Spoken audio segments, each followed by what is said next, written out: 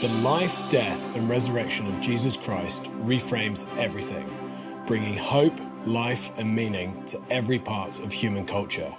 And yet many of us can't see how our faith shapes much of everyday life and experience. Sunday to Sunday, the in-between days, where was Jesus? I didn't think about the whole of who I am. What was I passionate about, or how God uniquely made me? What are God's purposes for us? What does it mean to be made in the image of God? How do we live in the world, but not of the world? God wants to make us more ourselves. He is holding all things together, and that he is reconciling all things to himself. We're exploring, how does the biblical story reframe our story? We live out of our stories. So be located in the story, the biblical story in which God reveals himself, his character and his life.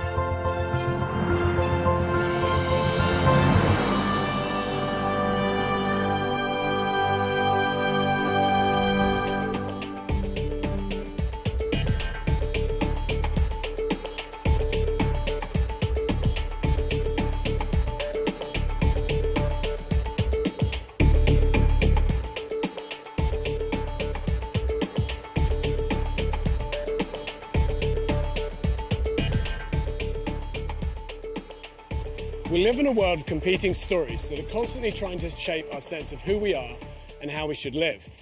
Rather than attempting to create our own identities, somehow we need to be located in the biblical narrative. How do we do this? The Bible is a big story that makes big claims. It has a beginning, a middle, and an end that makes sense of all of life. We're in the middle of a story. It tells us why we're here and where we're going. Over the next 5 episodes, we're going to be exploring the biblical drama. Like the disciples on the Emmaus Road, many Christians are familiar with this story, but they still struggle with a sense of connecting who they are with what God wants from them. I clearly knew that I wanted to be a businessman, although having become a Christian, interestingly, my faith made me question, is being a businessman compatible with being a Christian? Ugo Ciro is the CEO of Level Ground Trading, a direct fair trade company trading coffee, tea, and fruit from around the world. Originally from Colombia, he is now based in Victoria, Canada. Growing up, I felt that I had this entrepreneurial bug in me. It was very much there. I was very drawn by my family, uncles and aunts, who were very entrepreneurial. I would say that Colombia, in a nutshell, Colombian people are happy people, warm, friendly, gregarious, but also very industrious. Ugo graduated high school in Colombia and moved to the States to study business before finally moving to Canada for work. There was a huge conflict in those days in my life. Having become a Christian at age 17, 18, and having this passion to serve God, but also as a result of coming from Colombia, a sensitivity for the poor, a feeling that poverty really should be eradicated. It's not a good thing. How can I be part of that?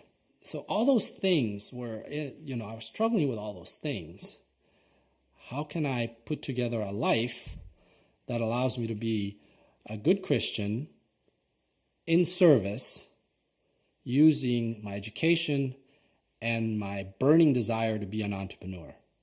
Huge conflict. How do you do that? How do you put all those together?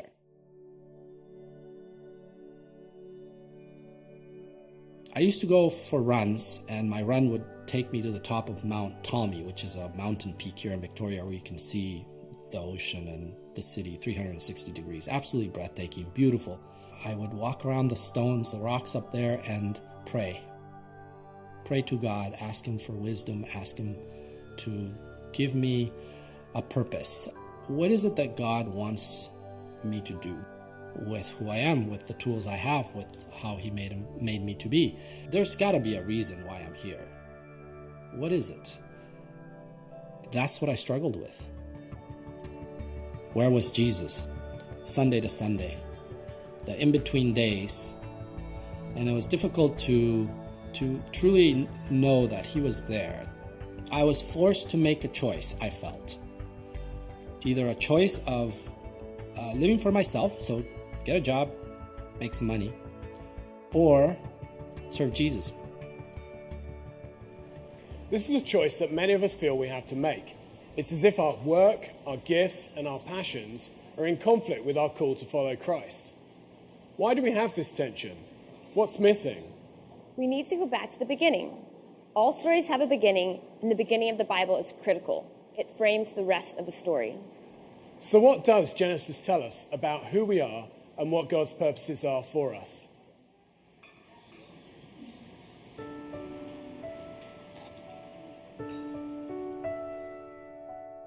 In the beginning, God created the heavens and the earth. Now the earth was formless and empty. Darkness was over the surface of the deep, and the Spirit of God was hovering over the waters. And God said, "Let there be light." And there was light. God saw that the light was good, and he separated the light from the darkness. Then God said, "Let us make human beings in our image, in our likeness, so that they may rule over the fish in the sea and the birds in the sky, over the livestock and all the wild animals, and over all the creatures that move along the ground." So, where does our biblical narrative begin? Well, of course, with Genesis 1 and 2. It's a story not just about us, but about the cosmos, the heavens and the earth. It's a story about life, the universe, and everything. The earth upon which we walk, but also the sky in which we see the stars and the planets. And Genesis claims, first of all, that this cosmos is a creation and not something else. In the beginning, someone created the world. So the world is not eternal, as it is in some Eastern religious traditions, and also in Western thinkers like Aristotle. In Genesis, the cosmos has a beginning, and other biblical books assert that it has an end. We find ourselves, indeed, in a story, right in the middle of one. And like all stories, there is an author. God created the heavens and the earth. Plato thought of ultimate reality in impersonal terms. So did Aristotle. So do classical Hinduism and Buddhism. But in Genesis, one personal, almighty God created the heavens and the earth at a particular point in time. And that is why there is order in the cosmos. That is why there is an order to this particular planet of ours, an order that enables life to flourish here. Planets don't need to possess this kind of order. No other planet in our solar system possesses it, and possibly no planet anywhere in our universe. But here, there is order. It wasn't always this way, says Genesis. Once, the earth was formless and empty. Darkness was over the surface of the deep, and the Spirit of God was hovering over the waters. But then God brought order out of chaos in a creation pictured as lasting 6 days. Days 1 to 3 deal with the problem of the world being without form. A particular structure and shape is imposed upon it. It becomes habitable.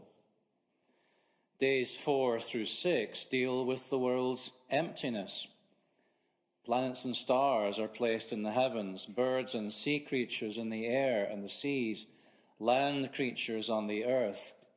The Creator makes things the way they are, providing both habitation and the inhabitants that make up our world.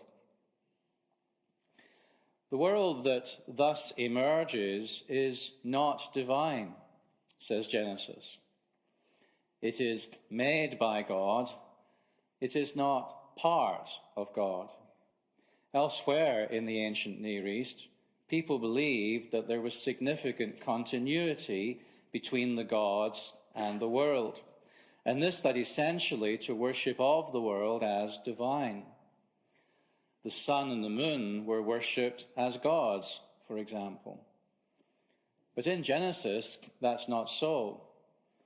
The word of God goes out from God in Genesis 1, and creation happens outside of, not inside of God. And so the sun and the moon are not divine. They are simply lights that light up the earth. This divesting of the world of divinity does not lead, though, to devaluation of the world in biblical thinking. Quite the contrary. Even though the world is not divine, it is nevertheless a sacred place.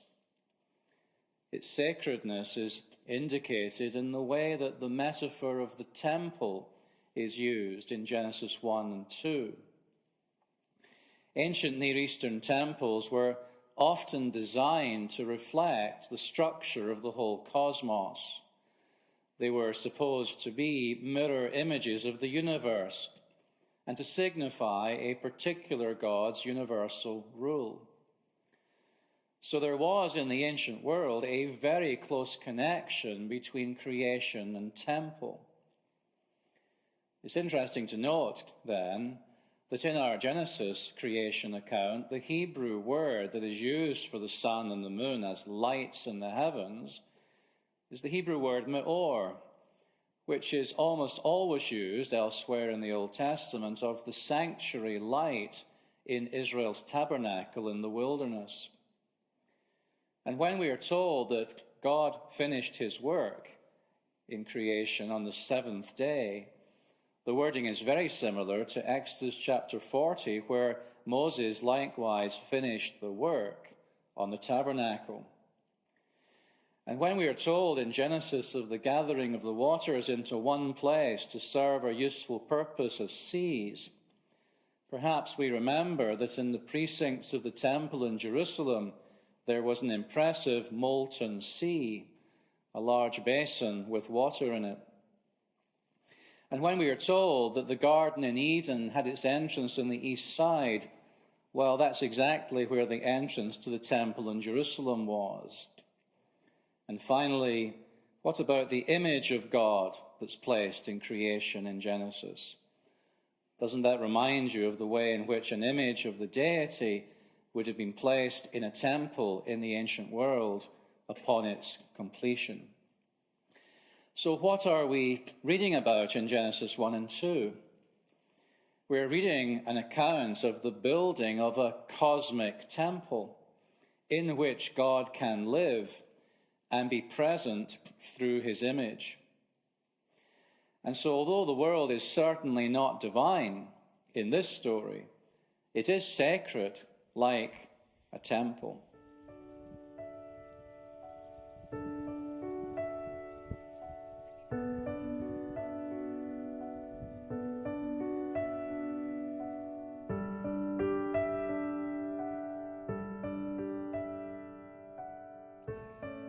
One of the ways in which biblical scholars have increasingly been able to kind of understand the creation account is that it seems to be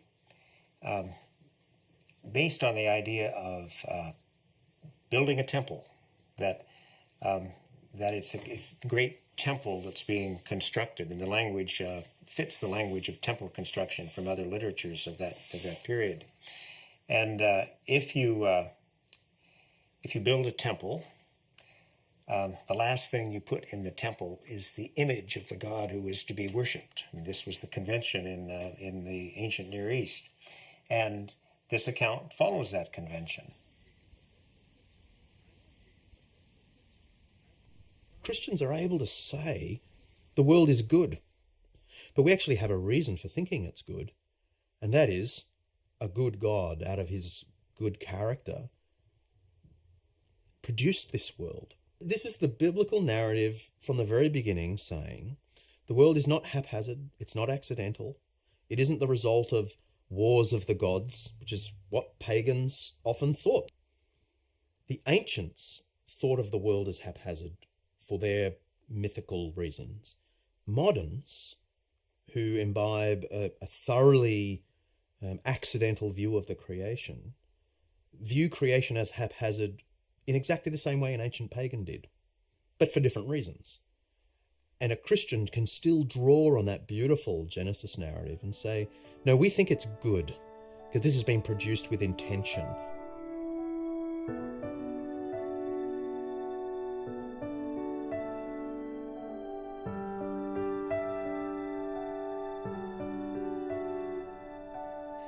And that immediately gets us to the question of our own role in this story.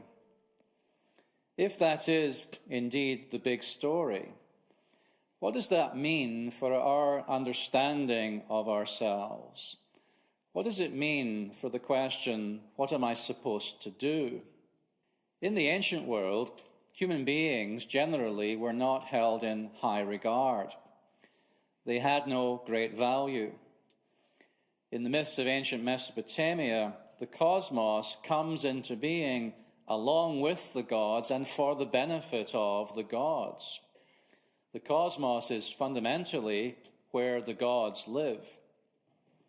To put that in a different way, the cosmos was for the gods. The ancient cities built in various parts of the cosmos were also for the gods. Within each city, you would have found a temple, and guess what? The temple was for the gods. And within each temple, you would have found this physical representation of deity, the image of the God whose temple it was. And the ongoing presence of that image was intrinsically bound up with the fertility, the prosperity, the peace, and the justice of the city-state. So how did you go about ensuring that fertility, prosperity, peace, and justice actually happened? Well, you had to keep the God happy. You had to satisfy his needs. And now, and only now, do human beings enter the picture in ancient Mesopotamia. Ancient Mesopotamian texts consistently tell us that human beings were created to do the work that was necessary for the continuing existence of the gods, the work with which the gods themselves had become weary. So what is a human being in that worldview? What are we? We are slave labor for the gods, a not very well disguised form of slavery. The human task in this story was to service the temples that lay at the center of the cosmos, to make sure the gods remained happy. If human beings got that right, they would receive benefits in return. Well, the book of Genesis does not tell that story, does not share that narrative. The God of whom the book of Genesis speaks does not have needs, just like human beings. He does not create human beings to meet his needs. His presence in his cosmos temple does not depend on the satisfaction of those needs. And the world was not created for the gods in the first place. The world was created for creatures. And those creatures do not need to feed the gods. God blesses them, says Genesis 1, with food. And none of these creatures of God was created as a slave for the gods. That includes human beings, whose position in the biblical story is a remarkably exalted position. And one of the ways in which Genesis indicates that is precisely in moving them out of the role of being caretakers of a divine image in a temple, out of that role, and into the role of being the divine images in the temple. So God created man in his own image. In the image of God he created him.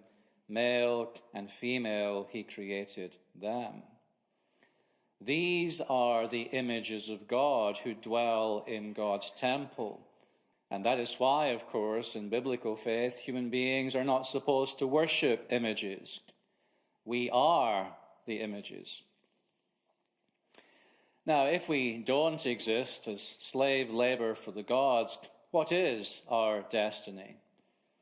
Genesis 1 says this: "Let them rule over the fish of the sea and the birds of the air and everything else."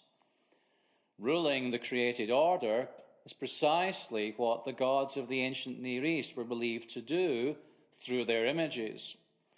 It's also what the kings of the ancient Near East were believed to do. But in Genesis chapter 1, it is the destiny of all human beings to rule over the cosmos. We are all kings. The centrality of human beings in God's story is further developed in Genesis 2, where we hear the language not of kingly ruling, but of priestly mediation.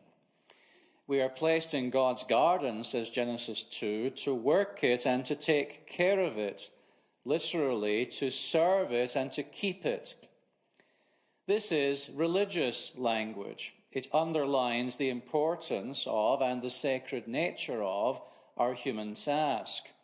We are called to serve the earth, that is, to reverence it, to respect it. We are called to keep the earth, which is to conserve it. So the dominion or rule that is given to us by God is evidently not a lording over the rest of creation. It is a sacrificial looking after creation. We are kings and we are priests, and we are called to imitate God in his own creativity, in his own ruling over the cosmos, in his own providential care for other creatures. That is what we are here for. Just and self-sacrificial governance of the earth. What does that involve? It involves, I think, the maintenance of three sets of relationships, and you see this also in Genesis 1 and 2. The maintenance of our relationship with God, the primary one, pictured in these chapters in terms of unbroken communion with God, who walks in the garden and talks with his image bearers. Secondly, our right relationships with our fellow human beings, the Genesis idea of being naked and not ashamed. And thirdly, the idea of the right relationship that we ought to have with the rest of creation, expressed in these chapters in the sense of kinship that there is between human beings and animals who both, after all, emerge from the ground, from the same place. When these relationships are all right, biblical faith proposes, then all of God's creation will know Shalom, a Hebrew word that means fullness of life, well-being, flourishing. So our human vocation is to be kings and priests, just like that, under God, bringing Shalom to God's temple cosmos.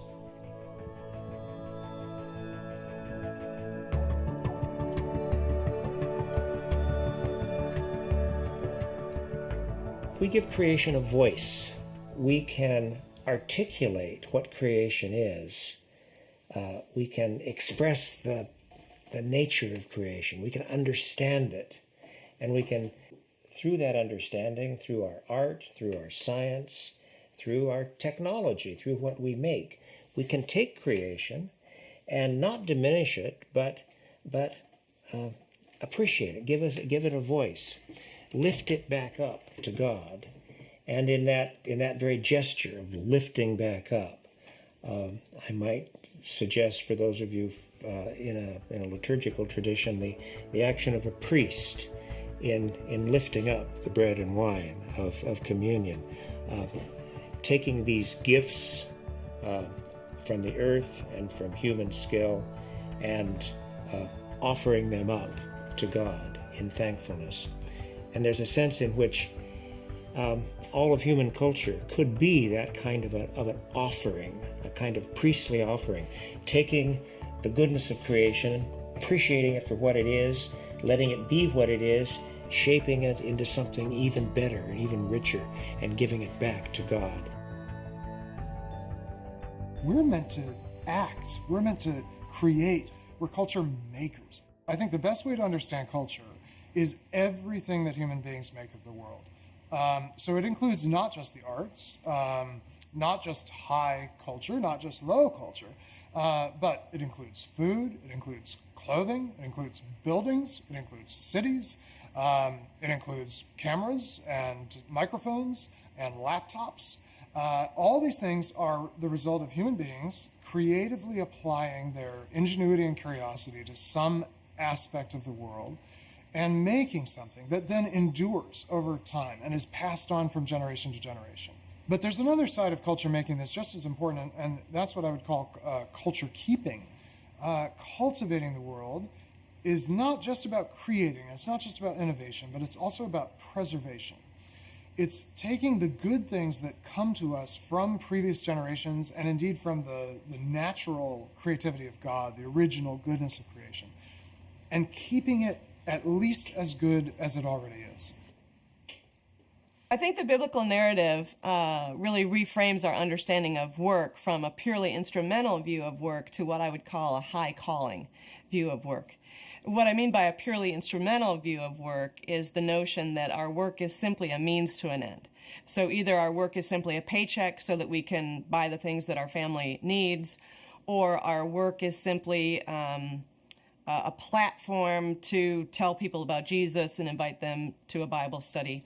Our work is, in fact, accomplishing, those things. But the biblical narrative helps us to understand that work itself has an inherent purpose, not just an instrumental purpose. The work itself matters. God cares about lawyers, but he cares about law.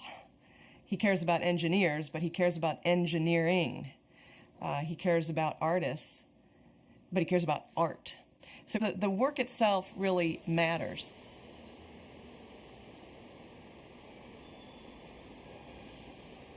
What is the goal of all this human activity of cultivating and creating? I think that the biblical word for it would be the glory of God, which we use a lot, but we don't often define. The best definition I've come to is it's the magnificence of true being. It's the full unfolding. The glory of anything or any person is the full unfolding and flourishing of who they are or what that thing is. The glory of God is meant to fill the earth. It's meant to fill every space. And the amazing thing about God, the Creator God revealed in the Bible, is that this God is just as concerned about the small and the seemingly humble as this God is about the great and the majestic.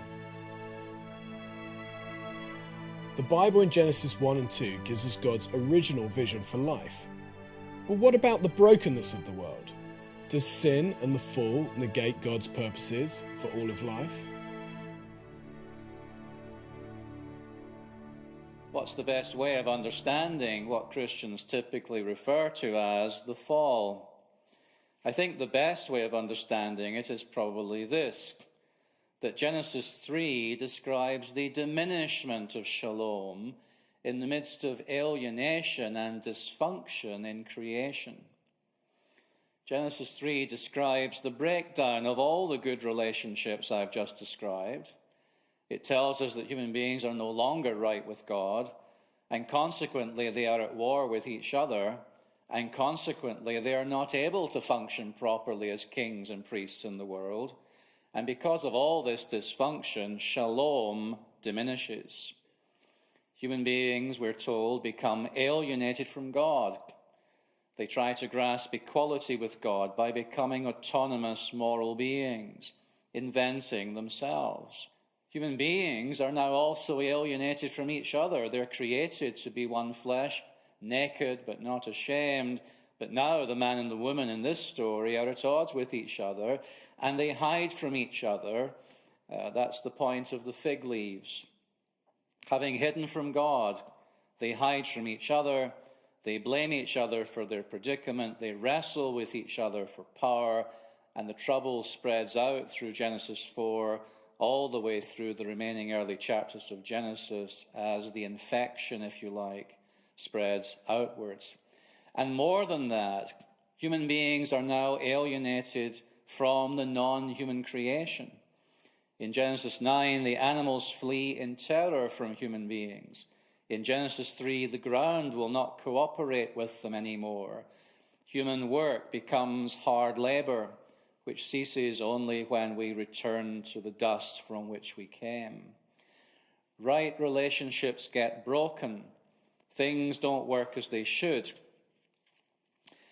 Does that mean that the world has now irrevocably changed? Does it mean that a good world has become bad? We need to be careful, I think, at this point. Certainly moral evil has entered the world, and certainly evil has damaged the world. But biblical faith never gives up on the belief that the good Creator who designed this good world is still involved in blessing it. God is still involved in caring for it. And from a biblical point of view, the world remains fundamentally a good place, even though evil has worked its way in. The heavens declare the glory of God, proclaims Psalm 19, and they do so now in this world that we know about. There is still shalom, even though it has been diminished by evil.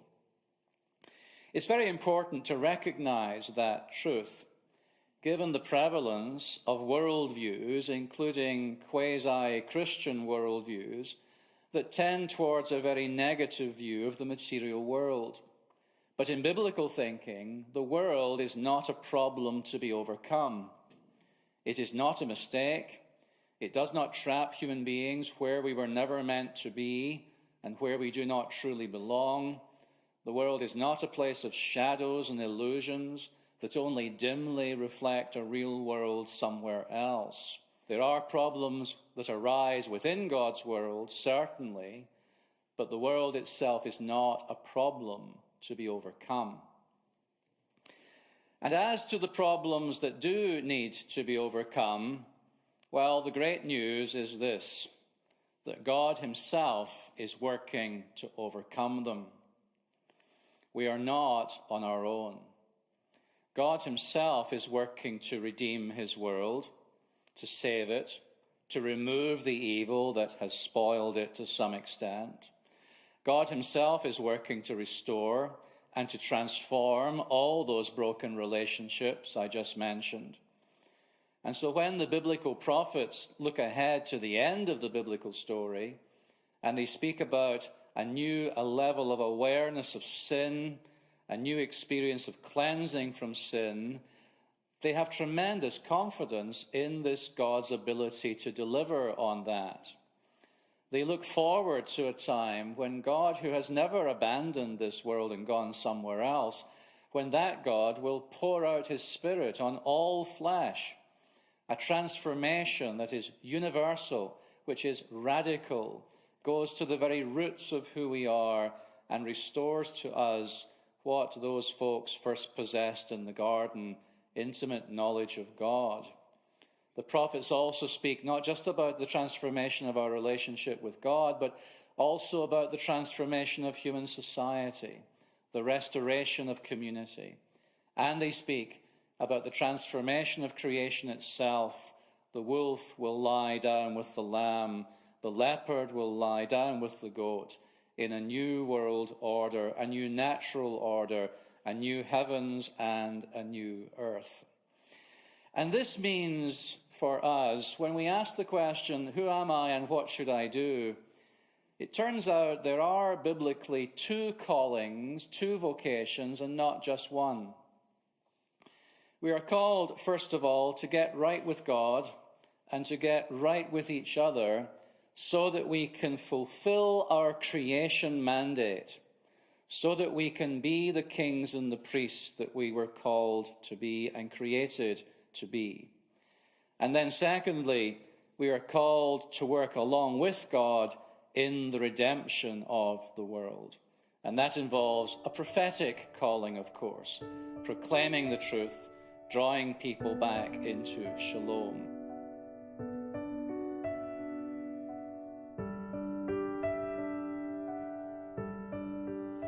The Bible presents this extraordinary vision of what it means to be a human person.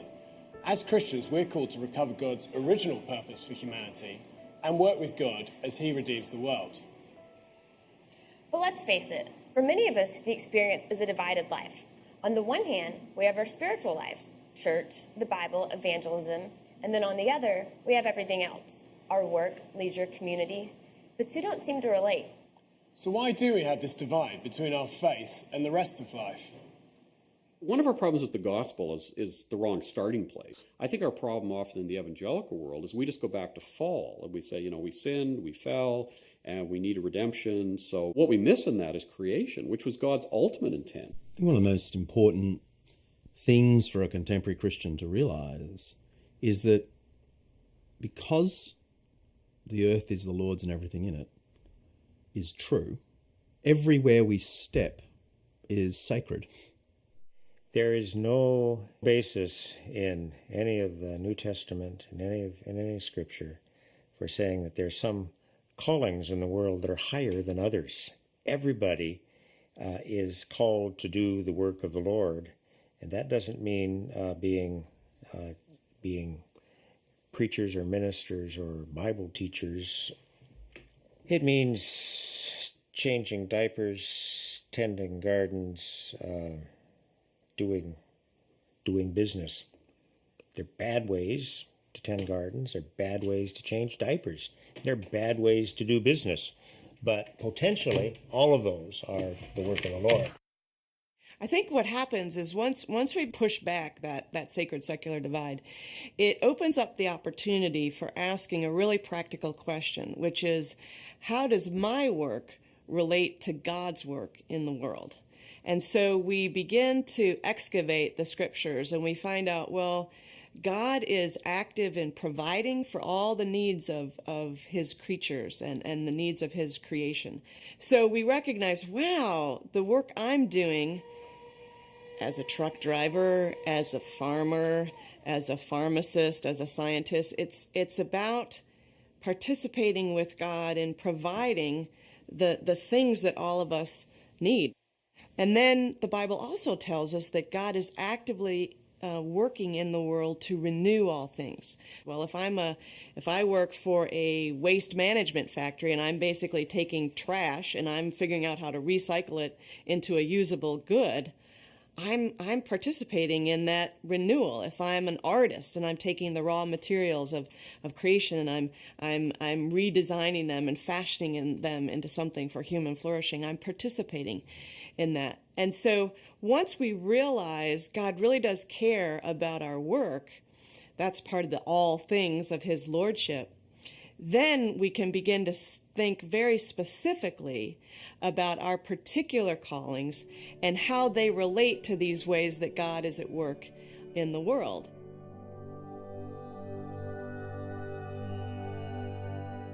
Back in 1990, Ugo Ciro couldn't see how his faith related to his gifting with business, his heart for the poor, and his passionate Colombian heritage. During this time, Ugo went to a seminar for Christian business people and suddenly realized that God created him with all sorts of gifts and talents, and all of this was part of God's purposes. To me, it was huge light bulbs going on, and it was a seminal moment. It was the fact that now I could use my gifts to serve Jesus. Number crunching, spreadsheets to serve Jesus? Absolutely. My vision of the Christian life became bigger. Ugo started up Level Ground with his two partners. Level Ground incorporated his vision for integrating business, social justice, and his Colombian roots.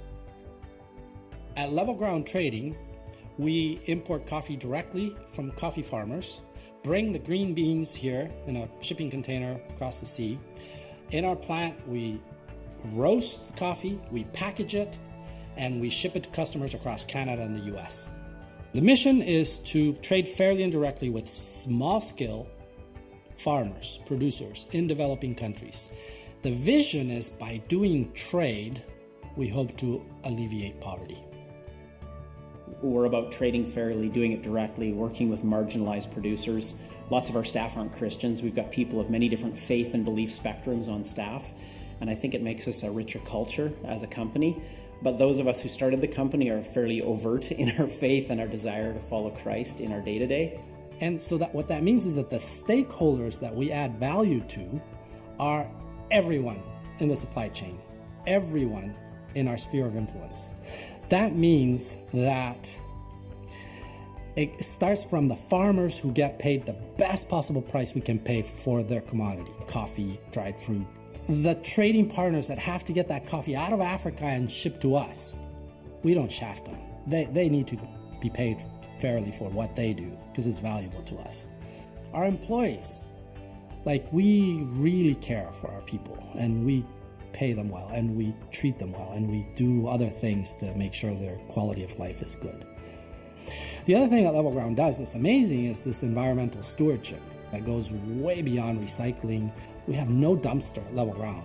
We don't have garbage that goes to the dump. And then, of course, there's customers. They need to feel that they have value. They have to have value. Otherwise, our business doesn't exist, right? I feel that the whole of my life, my relationship with friends, family, church, workmates, it's all one.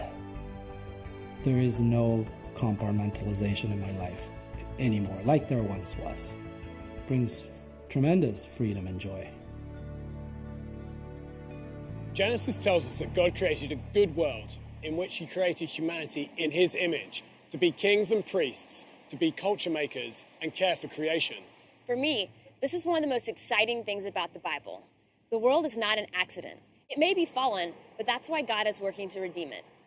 Being a Christian is about recovering God's sense of identity and purpose for us, and working with God as he restores creation. So whoever we are and whatever we're doing, God invites us to be restored as his image bearers, sharing his life, creativity, and peace in a broken world.